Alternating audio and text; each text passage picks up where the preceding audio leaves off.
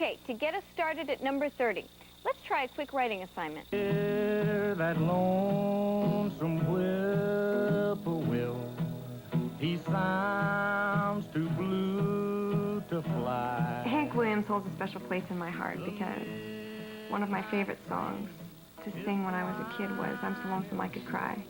I'm so lonesome I could cry. I've never... It's as great a Hank Williams song as there ever was. To think that someone is 27 years old writing words like that is pretty amazing. Just went behind the clouds to hide its face and cry. The melody is so mournful and so perfect. It's that thing where the melody really fits the words. Well, I don't think anybody would argue that I think he was called the Hillbilly Shakespeare. It's such a painful song with such beautiful imagery. The silence of a fallen star lights up a purple sky, you know, imagery that was a step beyond. It's just unbelievable. It kills you inside. If you've ever been sad or lonely, that song will completely tap into it. Like me, he's lost the will to live. I'm so lonesome I could cry. I'd love to have been there when he wrote that song, because I know he must have been awfully sad. His voice, you hear in his words just how much he was hurting. It's the depth of human despair in a lot of ways. He spoke on behalf of all of us when he wrote those kind of songs. I'm so lonesome I could cry. Who doesn't remember exactly where they were the first moment they learned of the horrible events of September 11th, 2001? In the midst of that awful time, Jackson was able to capture our collective feelings in a song that is one of the most sincere and understated expressions of patriotism in country music history. He found a way to make a very bad thing, a terrible tragedy, and put it in a way that it brought us all a little bit more comfort from the song. Where were you when the world stopped turning that September day? In terms of being able to express that event tastefully without crossing the line, Alan nailed that. It was very reflective and very introspective, and it was country. Black smoke rising against that blue sky. Did you shout out in anger and fear for your neighbor, or did you just sit down and cry? He became the ambassador through music for the entire nation, I think, at that time period. What a gift it really was to the world and to me and everybody else who's had a chance to really connect with. I think everybody needed that. I'm just a singer of simple songs. I'm not a real political man.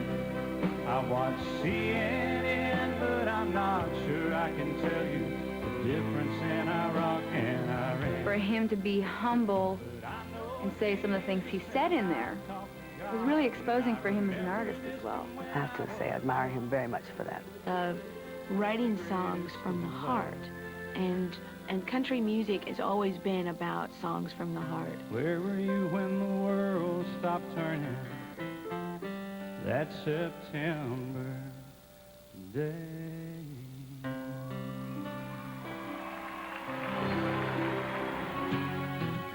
Well, I remember it all. By the time she hits 27. While times are hard, the gift of love keeps the family together. Now that's the stuff great country songs are made of. And that was the story of her life when Loretta Lynn put it to music in our number 13 song. Well, I was born to coal miner's daughter in a cabin on a hill in Butcher Holler. I think that Coal Miner's Daughter is one of the greatest story songs ever written in any genre. And Loretta Lynn is a phenomenal songwriter. We were poor, but we had love. There's probably never been a song in country music that was as deeply personal and autobiographical as Coal Miner's Daughter.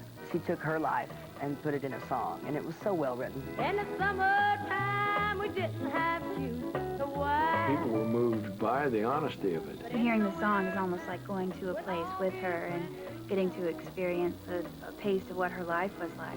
Yeah, I'm proud to be a coal miner's daughter.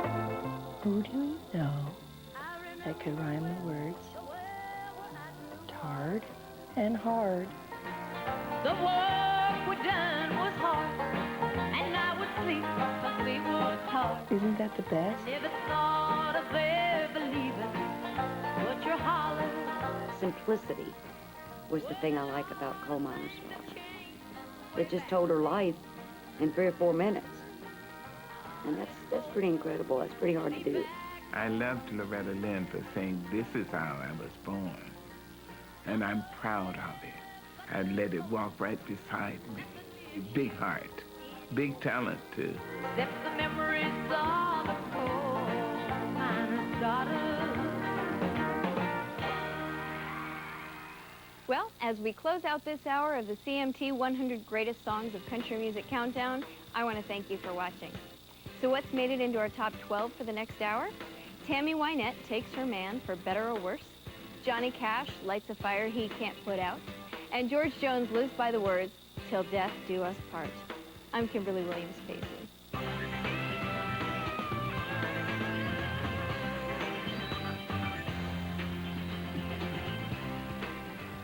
Fancy. I have a funny story about this.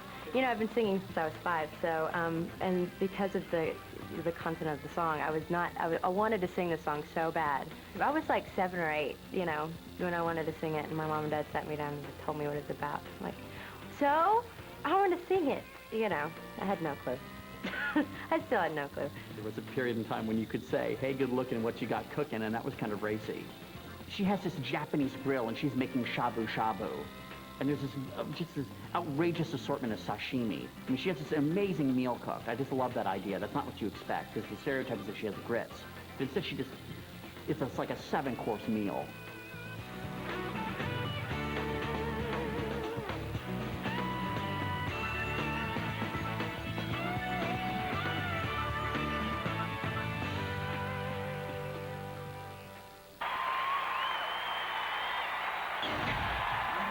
Let freedom ring. Let the risers sing. I can't stop loving you. Oh, get down, turn around, go to town, food, scoot, boogie. And don't come home a drinker with lovers on your mind.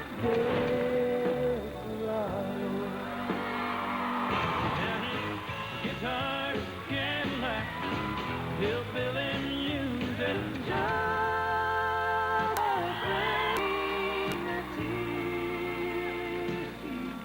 the dawn, flower you have on. Out in the West Texas town of El Paso, I fell in love with a Mexican girl. Instead of high and sweet dreams.